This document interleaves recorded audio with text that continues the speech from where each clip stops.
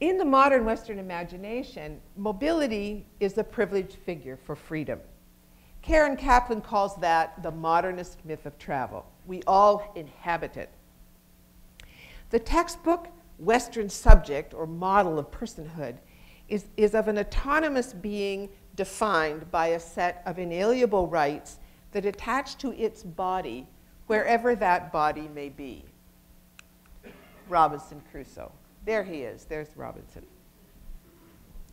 Mobility, unfetteredness, is the proof and performance of that liberated, autonomous state. Which is kind of hilarious because no one is less autonomous or needier than travelers. But this unfettered mobile state is also the figure for acquiring knowledge as well as exercising freedom. So this subject, me going to the Andes, Shackleton and exploring the South Pole, this subject comes to know the world by venturing into the unknown, moving through it, exploring, following leads, finding her way or his way. One current enactment of this myth is in movie theaters now, the movie Tracks, about a young Australian woman who treks 1,500 miles across the Australian outback, accompanied by her dog and 3 camels. Her goals are to reach the sea, prove she can carry out a difficult challenge she set for herself, and to get away from other people.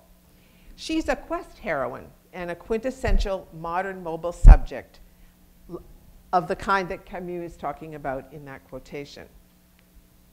There's a similar quotation. She fulfills the quotation from Marcel Proust in our program for the festival. Proust says, "We don't receive wisdom.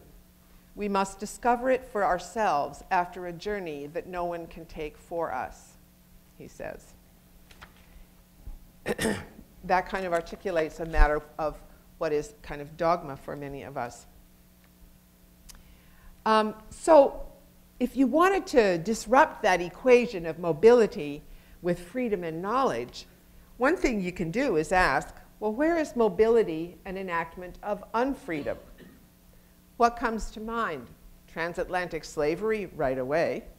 But then in our own lifetimes, what comes to mind are all the other forms of forced displacement that have multiplied and accelerated, in fact, with free market globalization, and that we're more aware of now because of the media revolution.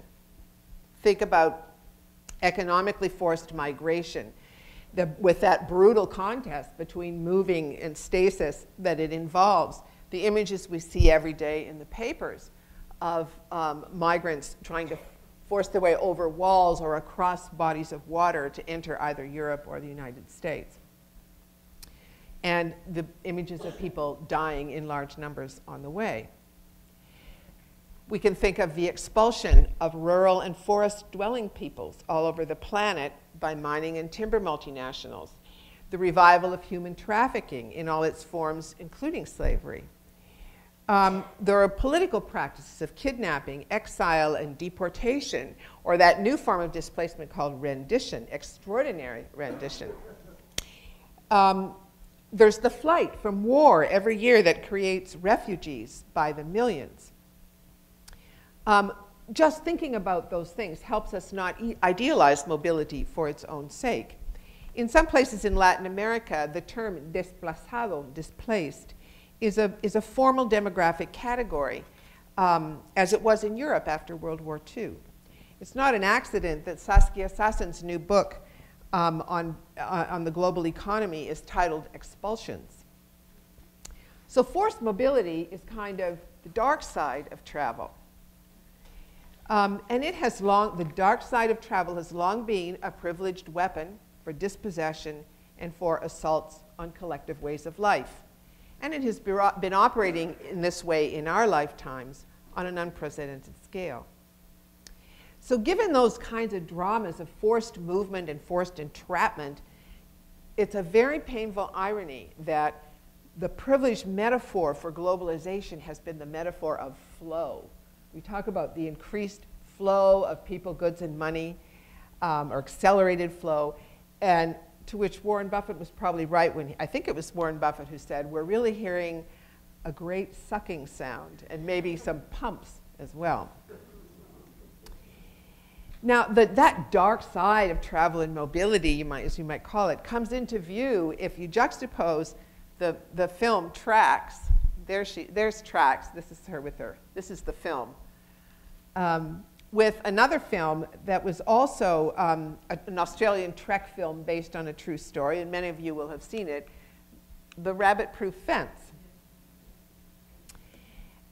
This tells the story of 3 little girls who in the 1930s were taken by force from their Aboriginal mother by colonial authorities and transported to a residential school to be trained as domestic servants. They escape, and in a 12,000-mile trek, they follow the rabbit-proof fence that was built across Australia to benefit settlers, and they make their way home. In contrast with Tracks, and it's kind of a stark contrast, right? It's almost reductive. In contrast with Tracks, their departure into the unknown, the residential school, is involuntary. It's an abduction. And it involves not liberation, self-realization, enlightenment, or fulfillment, although the colonial authorities forcing it upon them might think that. But rather, it involves insertion into a world of exploitation, coercion, and self-annihilation. Their journey across the outback, in both films, the outback is like the valley of the shadow of death that's in every epic, right? In their journey, the girls' journey, the aim is not to experience freedom, achievement, self-realization. The aim is getting home, recovering the known, the place of kinship and belonging. So in these 2 films, the protagonists, they're all female. Their stamina, know-how, courage, and cunning are deployed in different scripts, both of the scripts linked to settler colonialism. For a long time, as Rabbit-Proof Fence attests, Indigenous and Aboriginal perspectives have been interrupting and contesting that modernist myth of travel. It's no accident that these alternative proposals are coming from people who get called Indigenous. Because that term Indigenous actually names not a characteristic of a group of people, but a relationship between people who inhabit another location when somebody else arrives uninvited. Nobody is Indigenous. Nobody is Indigenous till somebody else shows up, right? Right? It's a relational identity. And that somebody else shows up is an imperial somebody, not an invited guest, but somebody who arrives to interrupt their lives. So indigeneity, which is a thing a lot of academics are talking about today, names the unfolding of a relationship between movers and stayers, arising from an unsolicited encounter between placed people and displaced people, invaded subjects and invading subjects.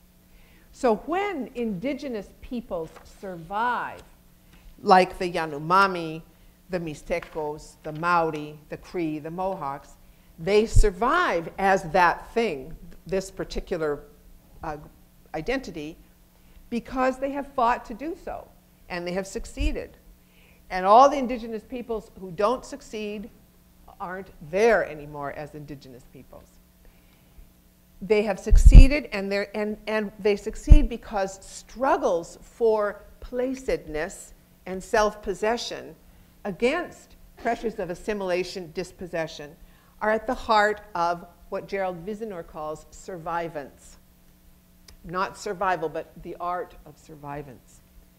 How could they not be then our experts on alternatives to the modern myth of travel? This doesn't mean Indigenous thinkers are the only people who experience placedness in this way. On the contrary, it's a powerful experience for many people in this country and others, especially people who grew up in rural or wilderness environments. Now, the moral of this story is not that we are all supposed to agree that nobody should travel, I shouldn't have gone to Lima, nothing is learned that way, or that we should avoid seeking out wonderment, the unfamiliar, the experience of freedom, none of that. But we are, I think, called upon or offered the opportunity to mess with that modernist myth of travel and the scripts that go with it.